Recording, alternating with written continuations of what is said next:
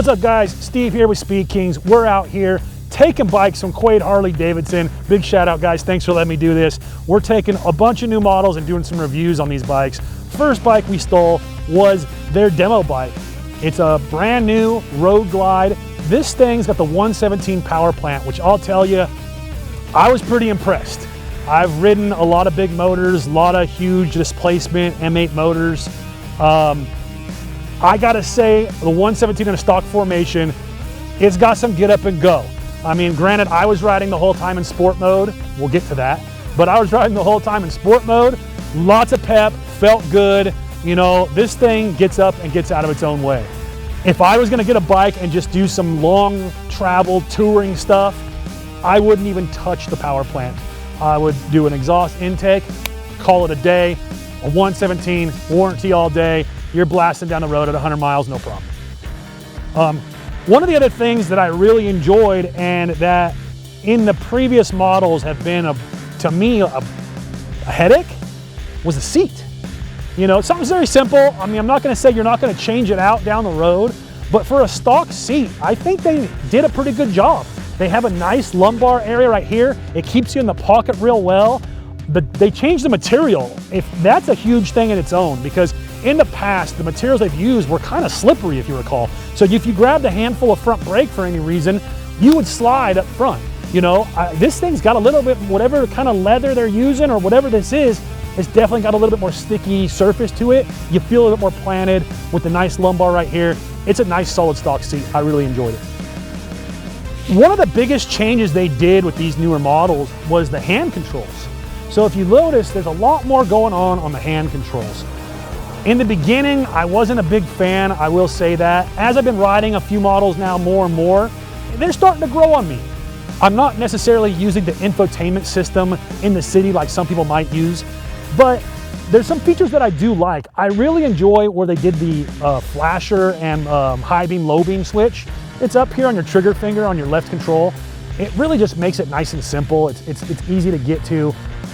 The way you start the bike's a little different. It's, you know, you just push the button and it does its own thing. You don't got to hold it down anymore like some of the other previous models. So little changes like that are really kind of cool. You got some adjustable leg vents right here on the side of the fairing.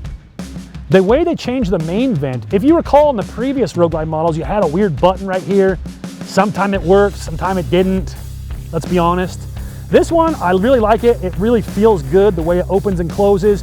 And whatever features they have inside, I haven't taken one apart yet.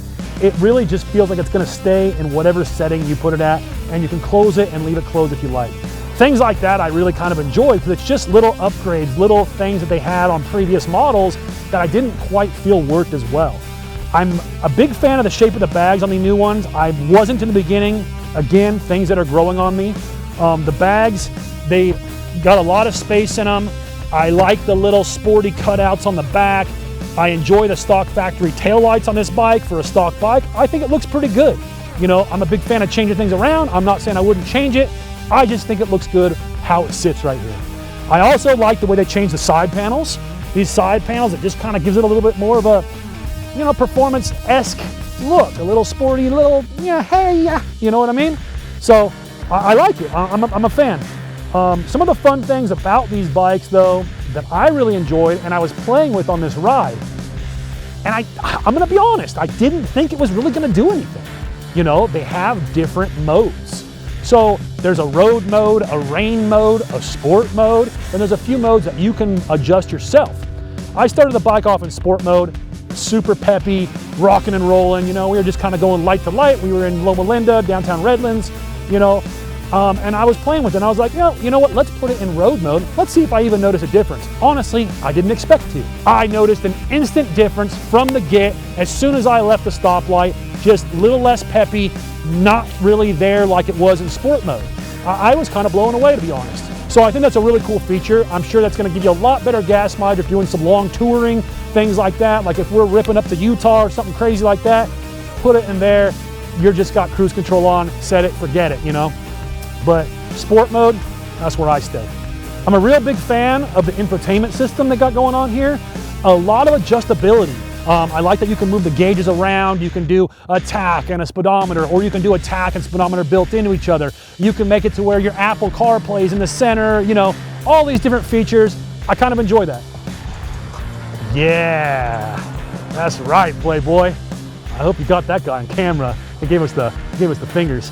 A lot of adjustability with the gauges. You know, you can make a black screen in the back. You can make it a white screen in the back. You know, you can move gauges around. Just some cool features, man. You know, fully Apple CarPlay integrated, things like that. It just makes for a funner ride. And in past models, you're having to upgrade the stereo to get Apple CarPlay. The next thing you know, the Sony isn't waterproof. You wash the bike. Now you no longer have a stereo. Fun. But, you know, those are my experiences. But all in all, I mean, I'm a fan. I like the bike. I think that they are a lot more nimble than their predecessor, than the 2017 to 23 models. I think these bikes have a little bit more, everything just feels a little lighter on the wheels, man. I think the bike's a little bit lighter. I think you're ready to just kind of, a little bit of suspension lift, and this thing's gonna be a canyon carving son of a gun right here. Son of a gun, you hear that one? Trying to keep this PC, my friend. But this thing's gonna be a canyon carving son of a bitch right here. So if you haven't yet, head over to Quaid Harley Davidson, check them out. If you're thinking about buying one, hit me up. I'll hook you up directly with Brandon Quaid's cell phone number so you guys can make a killer deal. They don't want to screw around with a bunch of back and forth. They just want to get you into some bikes and get you out the door. Hit me up if you're looking to buy. I'm going to give you Brandon's direct cell phone number to Brandon Quaid himself, and you're going to make a deal with him. So let me know if you want one, DM me, let's make it happen.